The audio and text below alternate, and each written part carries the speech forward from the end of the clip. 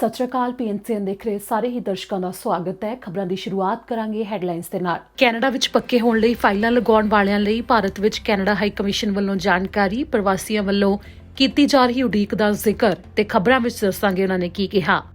ਪ੍ਰਧਾਨ ਮੰਤਰੀ Justin Trudeau ਨੇ ਅੱਜ ਕੈਨੇਡਾ ਵਾਸੀਆਂ ਨੂੰ ਕੋਵਿਡ-19 ਦੇ ਮੌਜੂਦਾ ਹਾਲਾਤ ਦੇ ਬਾਰੇ ਦੱਸਿਆ ਤਾਂ ਨਾਲ ਹੀ ਕੀਤੀ ਇੱਕ ਅਪੀਲ। ਸਰਕਾਰ ਵੱਲੋਂ ਵਿੱਤੀ ਮਦਦ ਜਾਰੀ ਹੋਣ ਦਾ ਵੀ ਜ਼ਿਕਰ। ਜਗਮੀਤ ਸਿੰਘ ਨੇ ਪ੍ਰਧਾਨ ਮੰਤਰੀ ਜਸਟਿਨ ਟਰੂਡੋ ਨੂੰ ਅੱਜ ਲਿਖੀ ਚਿੱਠੀ, ਦੱਸਾਂਗੇ ਆਖਿਰ ਕਿਉਂ ਲਿਖੀ ਗਈ ਹੈ ਚਿੱਠੀ ਤੇ ਕਿਹੜੀਆਂ ਗੱਲਾਂ ਇਸ ਦੇ ਵਿੱਚ ਕਹੀਆਂ ਗਈਆਂ ਨੇ। ਸਸਕੈਚੁਅਨ ਦੇ ਵਿੱਚ ਹੋਏ ਭਿਆਨਕ ਸੜਕ ਹਾਦਸੇ ਨੂੰ ਹੋਏ 3 ਸਾਲ ਪੂਰੇ। ਅੱਜ ਦੇ ਦਿਨ ਜਸਕੀਰਤ ਸਿੰਘ ਸਿੱਧੂ ਦੀ ਲਾਪਰਵਾਹੀ ਦੇ ਕਾਰਨ ਗਈਆਂ ਸੀ 16 ਜਾਨਾਂ। ਸੁਣਾਵਾਂਗੇ ਇਸ ਦੇ ਉੱਤੇ ਪ੍ਰਧਾਨ ਮੰਤਰੀ ਜਸਟਿਨ ਟਰੂਡੋ ਨੇ ਅੱਜ ਕੀ ਕਿਹਾ।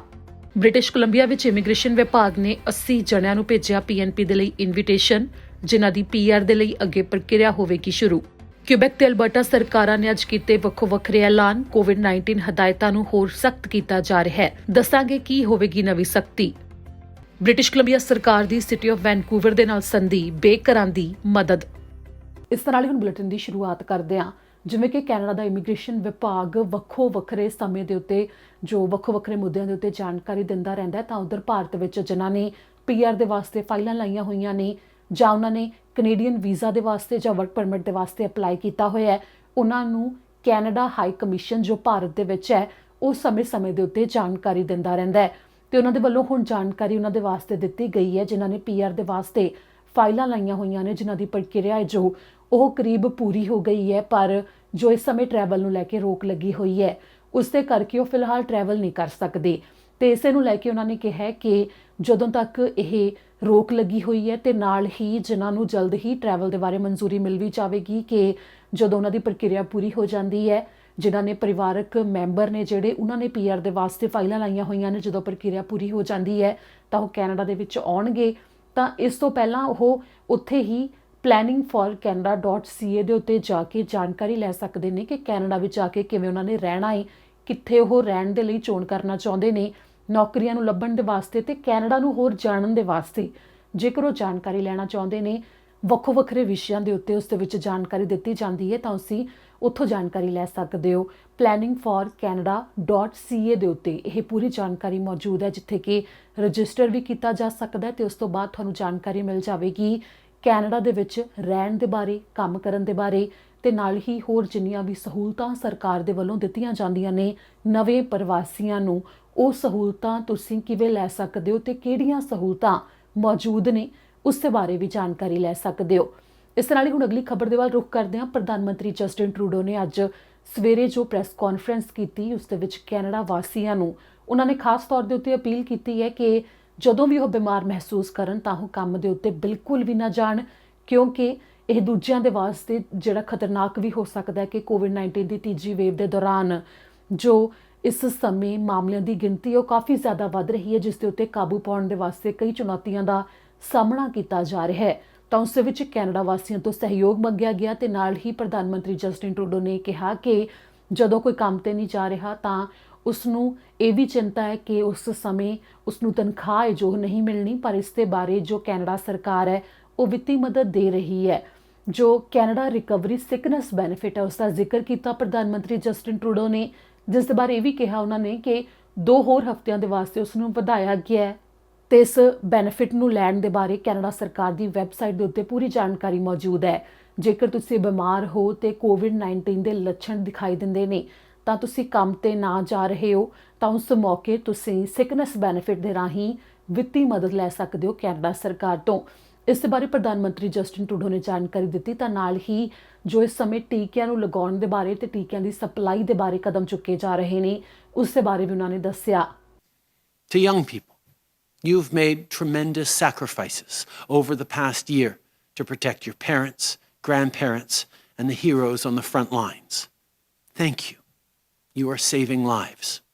We need you to keep doing this a while longer. If you can stay home, please do. And to frontline workers, I know you're tired, exhausted. I know you're really scared about what the coming weeks could bring because you're seeing the seriousness of these new variants and the spike in cases. You have done an unbelievable job over the past year. Know that we will be continue to be there for you, and we will get through this together. If you need to take time off because you're sick or self-isolating, we've made sure the Canada Recovery Sickness Benefit is still there for you and any worker who needs it. In fact, we've added 2 more weeks to that benefit. Go to canada.ca to see how you can qualify, because no one should be going to work sick right now. ਇਸ ਦੌਰਾਨ ਪ੍ਰਧਾਨ ਮੰਤਰੀ Justin Trudeau ਨੇ ਇਹ ਜ਼ਿਕਰ ਵੀ ਕੀਤਾ ਕਿ ਜਿਹੜੇ ਵੀ ਲੋਕ ਕੋਵਿਡ-19 ਨੂੰ ਚਿੰਤਾਜਨਕ ਨਹੀਂ ਮੰਨਦੇ ਸਨ, ਉਹਨਾਂ ਦੇ ਵਿੱਚ ਵੀ ਕਈਆਂ ਨੂੰ ਕੋਵਿਡ-19 ਦੇ ਮਰੀਜ਼ ਪਾਇਆ ਗਿਆ। ਤਾਂ ਉਧਰ ਜਗਮੀਤ ਸਿੰਘ ਨੇ ਅੱਜ ਪ੍ਰਧਾਨ ਮੰਤਰੀ ਜਸਟਿਨ ਟਰੂਡੋ ਨੂੰ ਚਿੱਠੀ ਲਿਖੀ ਹੈ। ਉਸ ਚਿੱਠੀ ਦੇ ਵਿੱਚ ਉਹਨਾਂ ਨੇ ਲਿਬਰਲਸ ਦੇ ਵੱਲੋਂ ਕੋਵਿਡ-19 ਨੂੰ ਲੈ ਕੇ ਚੁੱਕੇ ਜਾ ਰਹੇ ਕਦਮਾਂ ਨੂੰ ਨਾਕਾਫੀ ਦੱਸਣ ਦੀ ਕੋਸ਼ਿਸ਼ ਕੀਤੀ ਹੈ, ਜਿਸ ਦੇ ਵਿੱਚ ਉਹਨਾਂ ਨੇ ਵੱਖਰੇ ਸੁਝਾਅ ਵੀ ਦਿੱਤੇ ਨੇ ਤੇ ਕਿ ਕੈਨੇਡਾ ਸਰਕਾਰ ਕਿਹੋ ਜਿਹੇ ਕਦਮ ਚੁੱਕ ਸਕਦੀ ਹੈ ਕਿ ਕੋਵਿਡ-19 ਦੀ ਤੀਜੀ ਵੇਵ ਦੇ ਨਾਲ ਲੜਿਆ ਜਾਵੇ। ਖਾਸ ਤੌਰ ਦੇ ਉੱਤੇ ਓਨਟਾਰੀਓ ਤੋਂ ਵੀ ਤੇ ਹੋਰ ਵੱਖਰੇ ਸੂਬਿਆਂ ਤੋਂ ਜੋ ਇਸ ਸਮੇਂ ਕੋਵਿਡ-19 ਦੇ ਮਾਮਲੇ ਕਾਫੀ ਜ਼ਿਆਦਾ ਗਿਣਤੀ ਦੇ ਵਿੱਚ ਸਾਹਮਣੇ ਆ ਰਹੇ ਨੇ। ਇਸ ਦਾ ਜ਼ਿਕਰ ਜਗਮੀਤ ਸਿੰਘ ਨੇ ਕਰਦੇ ਹੋਏ ਟੋਰਾਂਟੋ ਤੋਂ ਇੱਕ ਡਾਕਟਰ ਦੇ ਵੱਲੋਂ ਜੋ ਅਨੁਭਵ ਸਾਂਝਾ ਕੀਤਾ ਗਿਆ, ਉਸ ਦਾ ਵੀ ਉਸ ਚਿੱਠੀ ਦੇ ਵਿੱਚ ਜ਼ਿਕਰ ਕੀਤਾ ਤੇ ਕਿਹਾ ਕਿ ਇਸ ਸਮੇਂ ਜੋ ਨੌਜਵਾਨ ਨੇ ਉਹਨਾਂ ਦੇ ਵਿੱਚ ਕੋਵਿਡ-19 ਦੇ ਮਾਮਲੇ ਬਹੁਤ ਜ਼ਿਆਦਾ ਸਾਹਮਣੇ ਆ ਰਹੇ ਨੇ, ਕਿਉਂਕਿ ਉਹ ਲਗਾਤਾਰ ਕੰਮ ਦੇ ਉੱਤੇ ਜਾ ਰਹੇ ਨੇ ਤੇ ਉਸ ਮੌਕੇ ਉਹਨਾਂ ਦੀ ਸੁਰੱਖਿਆ ਕਿਸ ਤਰ੍ਹਾਂ ਸਥਾਈ ਬਣਾਈ ਜਾਣੀ ਚਾਹੀਦੀ ਹੈ ਜਦੋਂ ਕੰਮ ਕਰ ਰਹੇ ਨੇ ਤੇ ਨੌਜਵਾਨਾਂ ਦੇ ਵਿੱਚ ਕੋਵਿਡ-19 ਦੇ ਮਾਮਲੇ ਨੇ ਜਿਹੜੇ ਉਹ ਫੈਲ ਰਹੇ ਨੇ। ਪੇਡ ਸਿਕ ਲੀਵ ਨੂੰ ਲੈ ਕੇ ਵੀ ਉਹਨਾਂ ਨੇ ਇਸ ਦਾ ਜ਼ਿਕਰ ਕੀਤਾ ਤੇ ਮੰਗ ਕੀਤੀ ਤੇ ਨਾਲ ਹੀ ਕੋਵਿਡ-19 ਨਾਲ ਸੰਬੰਧਿਤ ਹੋਰ ਕਦਮ ਚੁੱਕੇ ਜਾਣ ਦੇ ਬਾਰੇ ਪ੍ਰਧਾਨ ਮੰਤਰੀ ਜਸਟਿਨ ਟਰੂਡੋ ਨੂੰ ਅੱਜ ਚਿੱਠੀ ਲਿਖ ਕੇ ਉਹਨਾਂ ਦੇ ਵੱਲੋਂ ਲਿਖਿਆ ਗਿਆ, ਜਿਸ ਦੇ ਬਾਰੇ ਐਨਡੀਪੀ ਨੇ ਜਾਣਕਾਰੀ ਦਿੱਤੀ ਹੈ।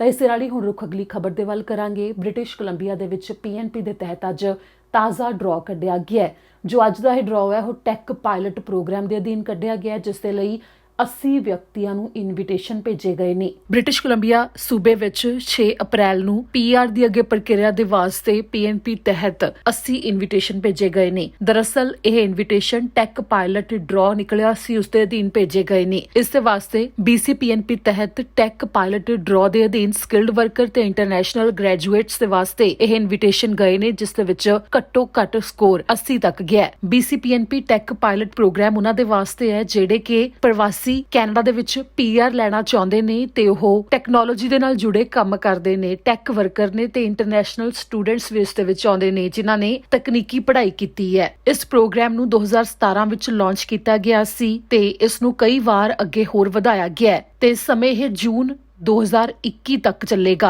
ਬ੍ਰਿਟਿਸ਼ ਕੋਲੰਬੀਆ ਸੂਬੇ ਦੇ ਵੱਲੋਂ ਇਸ ਦੇ ਵਿੱਚ ਵੱਖਰੇ ਕੰਮ ਤੇ ਨੌਕਰੀਆਂ ਜੋੜੀਆਂ ਗਈਆਂ ਨੇ ਜਿਹੜੀਆਂ ਕਿ ਟੈਕ ਪਾਇਲਟ ਦੇ ਅਧੀਨ ਆਉਂਦੀਆਂ ਨੇ। ਇਸ ਦੇ ਵਿੱਚ 29 ਅਜਿਹੀਆਂ ਨੌਕਰੀਆਂ ਨੇ ਜੋ ਕਿ ਇਸ ਪ੍ਰੋਗਰਾਮ ਦੇ ਅਧੀਨ ਆਉਂਦੀਆਂ ਨੇ ਤੇ ਜੇਕਰ ਉਸ ਕੰਮ ਦੇ ਵਿੱਚ ਪ੍ਰਵਾਸੀਆਂ ਨੂੰ ਅਨੁਭਵ ਹੋਵੇ ਤਾਂ ਇਸ ਪ੍ਰੋਗਰਾਮ ਦੇ ਅਧੀਨ ਉਹ ਫਾਈਲ ਲਗਾ ਸਕਦੇ ਨੇ, ਜਿਨ੍ਹਾਂ ਦੇ ਕੋਲ ਘੱਟੋ ਘੱਟ 12 ਮਹੀਨੇ ਦਾ ਵੈਲਿਡ ਜੌਬ ਆਫਰ ਲੈਟਰ ਵੀ ਹੋਣਾ ਜ਼ਰੂਰੀ ਹੈ। ਸਾਲ 2021 ਵਿੱਚ ਬ੍ਰਿਟਿਸ਼ ਕੋਲੰਬੀਆ ਦੇ ਅੰਦਰ ਹੁਣ ਤੱਕ 19 ਡਰਾਅ ਨਿਕਲ ਚੁੱਕੇ ਨੇ ਜੋ ਕਿ ਵੱਖਰੀਆਂ PNP ਕੈਟਾਗਰੀਜ਼ ਦੇ ਅਧੀਨ ਆਏ ਤੇ ਹੁਣ ਤੱਕ 3000 ਕੈਂਡੀਡੇਟਸ ਨੂੰ PNP ਦੇ ਵਾਸਤੇ ਇਨਵੀਟੇਸ਼ਨ ਭੇਜੇ ਜਾ ਚੁੱਕੇ ਨੇ। ਜਦੋਂ PNP ਦੀ ਪ੍ਰਕਿਰਿਆ ਪੂਰੀ ਹੋ ਜਾਂਦੀ ਹੈ ਤਾਂ ਪ੍ਰਵਾਸੀਆਂ ਨੂੰ ਜਿਨ੍ਹਾਂ ਨੇ PNP ਲਗਾਈ ਹੁੰਦੀ ਹੈ ਤੇ ਅਪਰੂਵਲ ਮਿਲਣ ਦੇ ਉੱਤੇ ਉਹਨਾਂ ਨੂੰ 600 ਪੁਆਇੰਟ ਮਿਲ ਜਾਂਦੇ ਨੇ, ਜਿਸ ਦੇ ਨਾਲ ਸੁਖਾਲੇ ਤਰੀਕੇ ਨਾਲ ਉਹ ਅੱਗੇ ਫੈਡਰਲ ਦੇ ਵਿੱਚ ਫਾਈਲ ਲਗਾ ਸਕਦੇ ਨੇ ਤੇ ਉਹਨਾਂ ਨੂੰ ਕੈਨੇਡਾ ਦੀ ਪੀਆਰ ਮਿਲ ਜਾਂਦੀ ਹੈ।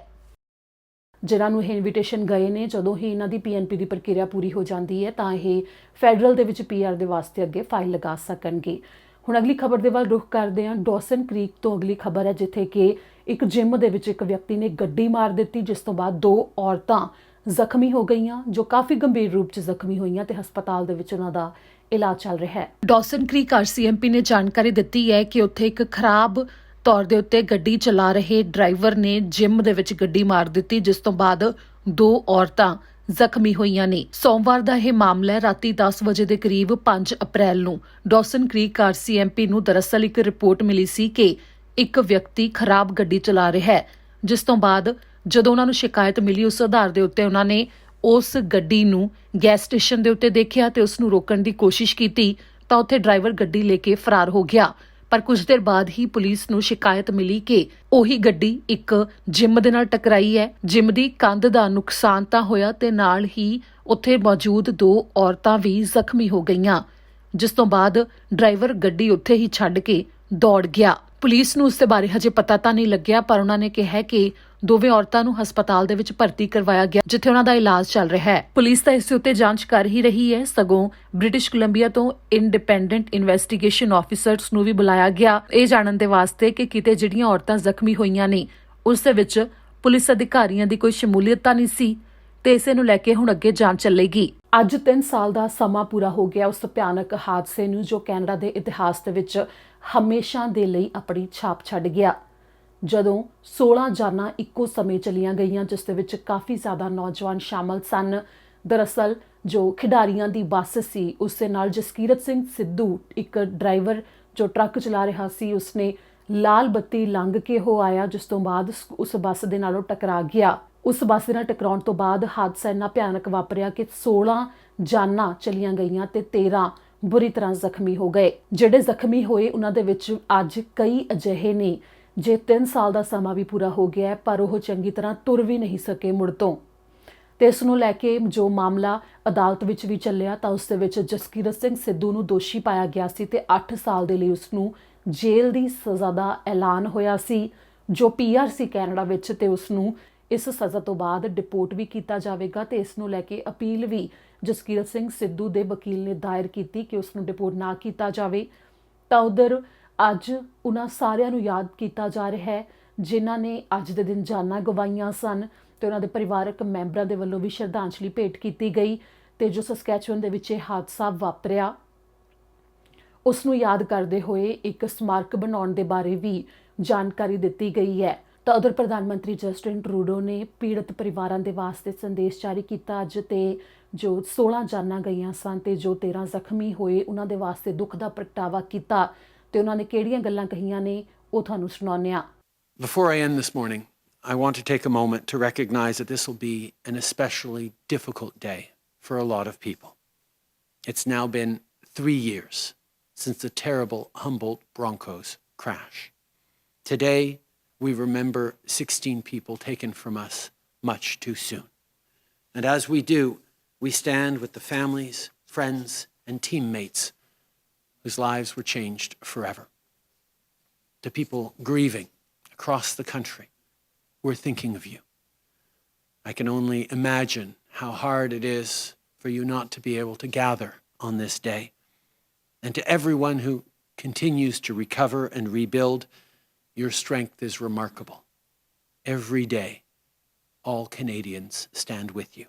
ਤਾਂ ਉਧਰ ਕਿਊਬੈਕ ਸਰਕਾਰ ਨੇ ਅੱਜ ਐਲਾਨ ਕੀਤਾ ਹੈ, ਜਿਸ ਦੇ ਵਿੱਚ ਸਖਤ ਹਦਾਇਤਾਂ COVID-19 ਨੂੰ ਲੈ ਕੇ ਹੋਰ ਕਰਨ ਦਾ ਕੁਝ ਖੇਤਰਾਂ ਦੇ ਵਿੱਚ ਉਹਨਾਂ ਨੇ ਜਾਣਕਾਰੀ ਦਿੱਤੀ ਹੈ। ਮੌਂਟਰੀਅਲ ਦਾ ਵੀ ਉਹਨਾਂ ਨੇ ਜ਼ਿਕਰ ਕੀਤਾ ਹੈ, ਤੇ ਇਸ ਨਾਲ ਹੀ ਅਲਬਰਟਾ ਸਰਕਾਰ ਨੇ ਵੀ ਐਲਾਨ ਕੀਤਾ ਹੈ ਤੇ ਸ਼ੁੱਕਰਵਾਰ ਤੋਂ ਜੋ ਡਾਈਨ ਇਨ ਸਰਵਿਸ ਉਹ ਵੀ ਬੰਦ ਕੀਤੀ ਜਾ ਰਹੀ ਹੈ ਤੇ ਹੋਰ ਵੀ ਹਦਾਇਤਾਂ ਲਾਗੂ ਕੀਤੀਆਂ ਜਾ ਰਹੀਆਂ ਨੇ। ਤੁਹਾਨੂੰ ਇਸ ਦੇ ਬਾਰੇ ਦੱਸਦੇ ਹਾਂ। ਕਿਊਬੈਕ ਸਰਕਾਰ ਨੇ ਅੱਜ ਐਲਾਨ ਕੀਤਾ ਹੈ ਕਿ ਸਿਹਤ ਨੂੰ ਲੈ ਕੇ ਹਦਾਇਤਾਂ ਰੈੱਡ ਜ਼ੋਨਸ ਦੇ ਵਿੱਚ, ਜਿਵੇਂ ਕਿ ਮੌਂਟਰੀਅਲ ਖੇਤਰ, ਅਜਿਹੇ ਖੇਤਰਾਂ ਦੇ ਵਿੱਚ ਸਖਤ ਕੀਤੀਆਂ ਜਾ ਰਹੀਆਂ ਨੇ, ਜਿੱਥੇ ਕਿ 55 ਸਾਲ ਦੀ ਉਮਰ ਤੱਕ COVID-19 ਦੇ ਟੀਕੇ ਲਾਉਣ ਦੇ ਵਾਸਤੇ ਇਜਾਜ਼ਤ ਵੀ ਦਿੱਤੀ ਜਾ ਰਹੀ ਹੈ। ਵੀਰਵਾਰ ਤੋਂ ਜਿਮ ਦੁਬਾਰਾ ਤੋਂ ਬੰਦ ਹੋਣ ਜਾ ਰਹੇ ਨੇ। ਇਸ ਦੇ ਨਾਲ ਹੀ ਜੋ ਧਾਰਮਿਕ ਥਾਵਾਂ ਨੇ ਜਿੱਥੇ ਲੋਕ ਇਕੱਠੇ ਹੁੰਦੇ ਨੇ, ਉੱਥੇ 25 ਤੱਕ ਸੀਮਾ ਕੀਤੀ ਜਾ ਰਹੀ ਹੈ ਗਿਣਤੀ ਦੀ, ਜੋ ਕਿ ਪਹਿਲਾਂ 250 ਕਰ ਦਿੱਤੀ ਗਈ ਸੀ। ਤੇ ਇਸ ਦੇ ਨਾਲ ਹੀ ਅਗਲੇ ਹਫ਼ਤੇ ਤੋਂ ਇਹ ਵੀ ਸ਼ੁਰੂ ਕੀਤਾ ਜਾ ਰਿਹਾ ਹੈ ਕਿ ਜੋ ਸਕੂਲਾਂ ਦੇ ਵਿੱਚ ਬੱਚੇ ਜਾ ਰਹੇ ਸਨ ਉਹਨਾਂ ਦੇ ਵਾਸਤੇ ਵੀ ਮੁੜ ਤੋਂ ਉਹਨਾਂ ਨੂੰ ਵੱਖੋ ਵੱਖਰੇ ਦਿਨਾਂ ਦੇ ਵਿੱਚ ਬੁਲਾਉਣ ਦੇ ਬਾਰੇ ਕਿਹਾ ਜਾਵੇਗਾ। ਮੌਂਟਰੀਅਲ ਖੇਤਰ ਦੇ ਵਿੱਚ ਰਾਤ ਨੂੰ 9:30 ਵਜੇ ਕਰਫਿਊ ਜੋ ਲਗਾਇਆ ਜਾਂਦਾ ਹੈ ਉਸ ਦੇ ਵਿੱਚ ਕੋਈ ਬਦਲਾਅ ਨਹੀਂ ਆਵੇਗਾ। ਤੇ ਇਸ ਦੇ ਨਾਲ ਹੀ ਸਰਕਾਰ ਦੇ ਵੱਲੋਂ ਇਹ ਵੀ ਐਲਾਨ ਕੀਤਾ ਗਿਆ ਕਿ ਜਲਦ ਉਹਨਾਂ ਦੇ ਵੱਲੋਂ ਇਹ ਫੈਸਲਾ ਲਿਆ ਜਾ ਸਕਦਾ ਹੈ ਕਿ ਕਰਫਿਊ ਲਾਉਣ ਦਾ ਸਮਾਂ ਰਾਤ ਨੂੰ 8 ਵਜੇ ਕਰ ਦਿੱਤਾ ਜਾਵੇ। ਜੇਕਰ ਹਾਲਾਤ ਉਹਨਾਂ ਨੂੰ ਸੁਧਰਦੇ ਨਹੀਂ ਦਿਖਾਈ ਦਿੱਤੇ ਤਾਂ ਅਜਿਹਾ ਕੀਤਾ ਜਾਵੇਗਾ। ਤਾਂ ਉਧਰ ਅਲਬਰਟਾ ਸਰਕਾਰ ਨੇ ਵੀ ਕੁਝ ਅਜਿਹੇ ਐਲਾਨ ਕੀਤੇ ਨੇ। ਅਲਬਰਟਾ ਦੇ ਪ੍ਰੀਮੀਅਰ ਜੇਸਨ ਕੈਨੀ ਨੇ ਐਲਾਨ ਕਰਦੇ ਹੋਏ ਕਿਹਾ ਕਿ ਸਿਹਤ ਸੰਬੰਧੀ ਹਦਾਇਤਾਂ ਨੂੰ ਸਖਤ ਕੀਤਾ ਜਾ ਰਿਹਾ ਹੈ, ਜਿਸ ਦੇ ਲਈ ਉਹਨਾਂ ਨੇ ਕਿਹਾ ਕਿ ਸ਼ੁੱਕਰਵਾਰ ਤੋਂ ਰੈਸਟੋਰੈਂਟਸ ਨੇ ਜੋ ਉਹ ਡਾਈਨ ਇਨ ਸਰਵਿਸ ਦੇ ਵਾਸਤੇ ਬੰਦ ਹੋਣਗੇ। ਜੋ ਰੀਟੇਲ ਸਟੋਰ ਨੇ ਉਹਨਾਂ ਦੇ ਵਿੱਚ 15% ਤੱਕ ਗ੍ਰਾਹਕ ਹੀ ਅੰਦਰ ਜਾਣ ਦੀ ਇਜਾਜ਼ਤ ਹੋਵੇਗੀ, ਜੋ ਕਿ ਇਸ ਸਮੇਂ 25% ਤੱਕ ਹੈ। ਇਸ ਨਾਲ ਹੀ ਫਿਟਨੈਸ ਨੂੰ ਲੈ ਕੇ ਜੋ ਐਕਟੀਵਿਟੀਜ਼ ਨੇ ਉਹਨਾਂ ਦੇ ਵਿੱਚ ਗਰੁੱਪਸ ਦੇ ਵਿੱਚ ਅਜਿਹਾ ਨਾ ਕੀਤਾ ਜਾਵੇ, ਉਸ ਦੇ ਉੱਤੇ ਬੈਨ ਲੱਗੇਗਾ। ਸੋਸ਼ਲ ਗੈਦਰਿੰਗਸ ਨੇ ਜੋ ਇਨਡੋਰ ਉਹ ਉਸੇ ਤਰ੍ਹਾਂ ਬੰਦ ਰਹਿਣਗੀਆਂ ਤੇ ਨਾਲ ਹੀ ਬਾਹਰ ਜੇਕਰ ਇਕੱਠ ਹੈ ਤਾਂ ਉਸ ਦੇ ਵਿੱਚ 10 ਤੋਂ ਜ਼ਿਆਦਾ ਵਿਅਕਤੀ ਇਕੱਠੇ ਨਹੀਂ ਹੋ ਸਕਦੇ। ਕੋਵਿਡ-19 ਦੀ ਤੀਜੀ ਵੇਵ ਦੌਰਾਨ ਇਸ ਦੇ ਉੱਤੇ ਕਾਬੂ ਪਾਉਣ ਦੇ ਵਾਸਤੇ ਚੁੱਕੇ ਜਾ ਰਹੇ ਕਦਮਾਂ ਦੇ ਬਾਰੇ ਜ਼ਿਕਰ ਕਰਦੇ ਹੋਏ ਐਲਬਰਟਾ ਦੇ ਪ੍ਰੀਮੀਅਰ ਜੇਸਨ ਕੇਨੀ ਨੇ ਇਸਦੀ ਜਾਣਕਾਰੀ ਦਿੱਤੀ। ਤਾਂ ਉਧਰ ਬ੍ਰਿਟਿਸ਼ ਕੋਲੰਬੀਆ ਸਰਕਾਰ ਨੇ ਸਿਟੀ ਆਫ ਵੈਨਕੂਵਰ ਤੇ ਪਾਰਕਸ ਦੇ ਵਿਭਾਗ ਦੇ ਨਾਲ ਇੱਕ ਐਗਰੀਮੈਂਟ ਦੇ ਉੱਤੇ ਦਸਤਖਤ ਕੀਤੇ ਨੇ, ਜਿਸ ਦੇ ਵਿੱਚ ਜੋ ਬੇਘਰ ਨੇ ਉਹਨਾਂ ਨੂੰ ਰਹਿਣ ਦੇ ਲਈ ਥਾਂ ਦੇਣ ਦੇ ਵਾਸਤੇ ਇਹ ਸੰਧੀ ਹੋਈ ਹੈ, ਜਿਸ ਦੇ ਵਿੱਚ ਇਸ ਸੰਧੀ ਦੇ ਲਈ ਜ਼ਿਕਰ ਕੀਤਾ ਗਿਆ ਕਿ ਇੱਕ ਪਾਰਕ ਉਸ ਦੇ ਵਿੱਚ ਅਪ੍ਰੈਲ ਦੇ ਅੰਤ ਤੱਕ ਜਿੰਨੇ ਵੀ ਟੈਂਟ ਲੱਗੇ ਹੋਏ ਨੇ ਬੇਘਰ ਰਹਿੰਦੇ ਨੇ ਉਹਨਾਂ ਨੂੰ ਸਿਰ ਦੇ ਉੱਤੇ ਛੱਤ ਦਿੱਤੇ ਜਾਣ ਦਾ ਜ਼ਿਕਰ ਕੀਤਾ ਗਿਆ ਹੈ ਕਿ ਉਹ ਪਾਰਕ ਖਾਲੀ ਹੋ ਜਾਵੇਗੀ ਤੇ ਇਸ ਦੇ ਨਾਲ ਹੀ ਹੋਰ ਥਾਵਾਂ ਦੇ ਉੱਤੇ ਵੀ ਜਿਹੜੇ ਵੈਨਕੂਵਰ ਦੇ ਵਿੱਚ ਬੇਘਰ ਰਹਿੰਦੇ ਨੇ ਉਹਨਾਂ ਦੇ ਵਿੱਚ ਜ਼ਿਆਦਾ ਤੋਂ ਜ਼ਿਆਦਾ ਨੂੰ ਜਿਹੜਾ ਉਹਨਾਂ ਦੇ ਰਹਿਣ ਦੇ ਵਾਸਤੇ ਛੱਤ ਦਿੱਤੇ ਜਾਣ ਦਾ ਜ਼ਿਕਰ ਕੀਤਾ ਗਿਆ ਤੇ ਬ੍ਰਿਟਿਸ਼ ਕੋਲੰਬੀਆ ਸਰਕਾਰ ਦੇ ਵੱਲੋਂ ਜਿਵੇਂ ਤੁਹਾਨੂੰ ਪਹਿਲਾਂ ਵੀ ਅਸੀਂ ਦੱਸਿਆ ਸੀ ਕਿ ਵੈਨਕੂਵਰ ਦੇ ਵਿੱਚ 3 ਪ੍ਰਾਪਰਟੀਆਂ ਵੀ ਖਰੀਦੀਆਂ ਗਈਆਂ ਨੇ, ਜਿਸ ਦੇ ਵਿੱਚ ਹੋਟਲ ਨੇ ਤੇ ਉਹਨਾਂ ਦੇ ਵਿੱਚ ਬੇਘਰਾਂ ਨੂੰ ਰਹਿਣ ਦੇ ਲਈ ਥਾਂ ਦਿੱਤੀ ਜਾ ਰਹੀ ਹੈ ਤੇ ਇਸ ਦੇ ਉੱਤੇ ਕੰਮ ਲਗਾਤਾਰ ਚੱਲ ਰਿਹਾ ਹੈ। ਇਸ ਤੋਂ ਪਹਿਲਾਂ ਵਿਕਟੋਰੀਆ ਦੇ ਵਿੱਚ ਵੀ ਪ੍ਰਾਪਰਟੀਆਂ ਖਰੀਦੀਆਂ ਗਈਆਂ ਸਨ ਤਾਂ ਸੂਬੇ ਦੇ ਵਿੱਚ ਹੋਰ ਵੀ ਕਈ ਸ਼ਹਿਰਾਂ ਦੇ ਮਿਊਨਿਸਪਲ ਕਾਉਂਸਲਸ ਦੇ ਨਾਲ ਮਿਲ ਕੇ ਬ੍ਰਿਟਿਸ਼ ਕੋਲੰਬੀਆ ਸਰਕਾਰ ਦੇ ਵੱਲੋਂ ਕੰਮ ਕੀਤਾ ਜਾ ਰਿਹਾ ਹੈ, ਜਿਨ੍ਹਾਂ ਦੇ ਵੱਲੋਂ ਬੇਘਰਾਂ ਨੂੰ ਸਿਰ ਤੇ ਛੱਤ ਦੇਣ ਦੇ ਵਾਸਤੇ ਜੋ ਪ੍ਰੋਜੈਕਟ ਸ਼ੁਰੂ ਕੀਤਾ ਗਿਆ ਹੈ ਉਸ ਤਹਿਤ ਇਸ ਦੇ ਉੱਤੇ ਕੰਮ ਹੋ ਰਿਹਾ ਹੈ।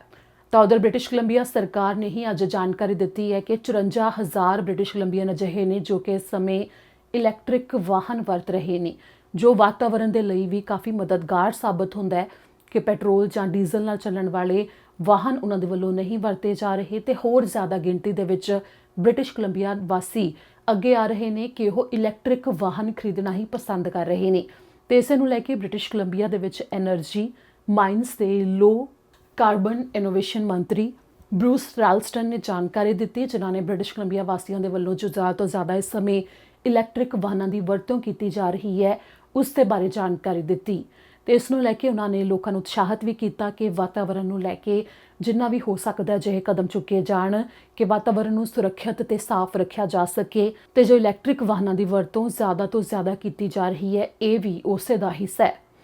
ਇਸ ਨਾਲ ਹੀ ਅੱਜ ਦੇ ਬੁਲੇਟਿਨ ਵਿੱਚ ਇੰਨਾ ਹੀ। ਮੈਨੂੰ ਦਿਓ ਇਜਾਜ਼ਤ। ਸਤਿ ਸ਼੍ਰੀ ਅਕਾਲ।